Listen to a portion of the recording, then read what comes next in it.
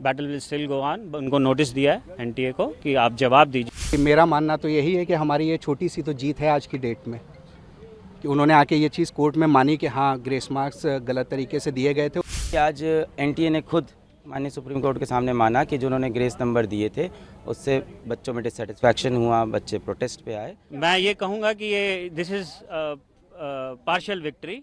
Honourable court ने सुना दोनों साइड को और काफ़ी रीजन्ड ऑर्डर किया और we are partially satisfied and I think the battle will still go on. उनको नोटिस दिया है एनटीए को कि आप जवाब दीजिए, डिटेल जवाब दीजिए। हियरिंग के टाइम पे एनटीए ने क्या बोला है कि क्या कमेटी ने डिसाइड किया है ग्रेस मार्क्स वाले स्टूडेंट्स को लेकर? हाँ, तो उन्होंने कोर्ट में दिया सर्कुलर। वो सर्कुलर भी गलत था। जज साहब ऑनरेबल कोर्ट ने ये पॉइंट आउट किया कि इसमें कुछ लैंग्वेज भी गलत है। उन्होंने कहा कि जो 1563 स्टूडेंट्स जिनको कंपनसेटरी मार्क्स दिए गए हैं वो उनका रीटेस्ट हुआ जाएगा। उनका 23 जून को रीटेस्ट होगा। काउंसलिंग पे स्टे तो नहीं दिया, स्टे नहीं दिया है काउंसलिंग पे, पर उनके काउंसिल ने कहा कि काउंसलिंग हम after the results of these 1563 students या जो भी पार्टिसिपेट करना चाहते हैं जितने भी स्टूडेंट्स, उसके बाद हम counselling will continue. There is no stay till the next date of hearing. सुनवाई हुई हमारी, हमने जनहित याचिका फाइल की थी अपनी स्टूडेंट इस्लामिक ऑर्गेनाइजेशन के बिहाफ पे, जिसमें हमने कई मुद्दे उठाए थे। जिसमें सबसे पहला हमारा मुद्दा था कि आपने शुरुआत से इसमें गड़बड़ियाँ की हैं। जैसे आपने इसका रजिस्ट्रेशन रीओपन किया है 2 दिन के लिए, उसका आपने कोई हमारे पहले से कोई नोटिफिकेशन नहीं इशू किया। दूसरा इशू हमने ये रेस किया था कि जो आपने ग्रेस मार्क्स पेपर लीक का इशू था और तीसरा ग्रेस मार्क्स का इशू था। तो आज ग्रेस मार्क्स का इशू कोर्ट ने कंसिडर किया है और उसमें ये कोर्ट ने ये बोला है कि कोर्ट एनटीए ने आके क्लैरिफिकेशन दिया है, कमेटी बनाई जिसके बेसिस पे कोर्ट ने ये बोला है कि ठीक है, जितने भी स्टूडेंट्स ने जिनको ग्रेस मार्क्स अवार्ड हुए हैं ये सब दोबारा से अपीयर होंगे 23 जून को और इनका रिजल्ट 30 जून को डिक्लेयर किया जाएगा।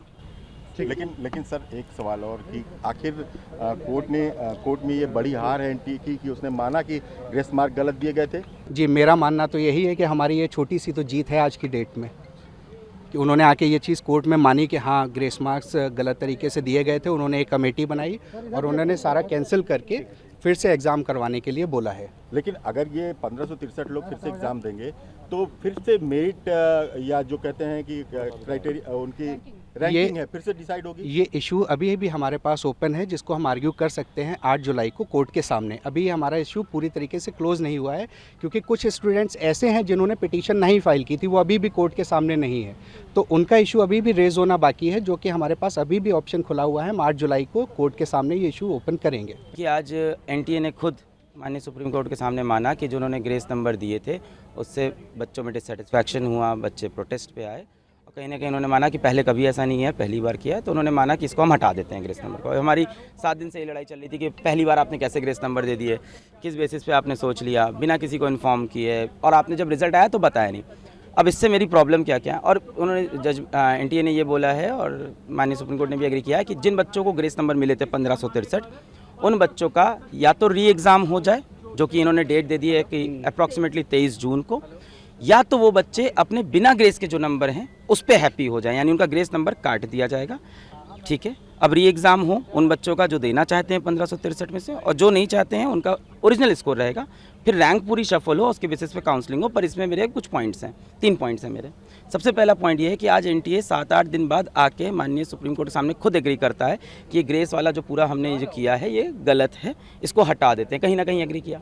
सवाल ये उठता है ग्रेस दे के क्या उन्होंने खुद बताया था? नहीं बताया था। जब हमने 719 स्कोर पकड़ा, 720 तब बताना।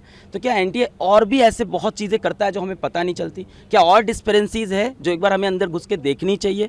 ये तो पकड़ा गया 719 720 से, क्या ऐसे और भी मामले हो सकते हैं? तो कहीं ना कहीं ट्रस्ट का इशू है। दूसरा बात, उन्हीं बच्चों को ग्रेस मिला था और उन्हीं को री एग्ज़ाम की अपॉर्चुनिटी मिल रही है जो माननीय हाईकोर्ट पहुंचे थे एग्ज़ाम के बाद कि उनका समय का नुकसान हुआ है। बहुत सारा बच्चा माननीय हाईकोर्ट नहीं गया क्योंकि किसी को नहीं पता कि बाद में ग्रेस नंबर मिलते हैं, पहले कभी नहीं हुआ। और 18 साल के बच्चे को नहीं पता है कि मुझे पेपर लिखने के बाद अब हाईकोर्ट जाना होता है।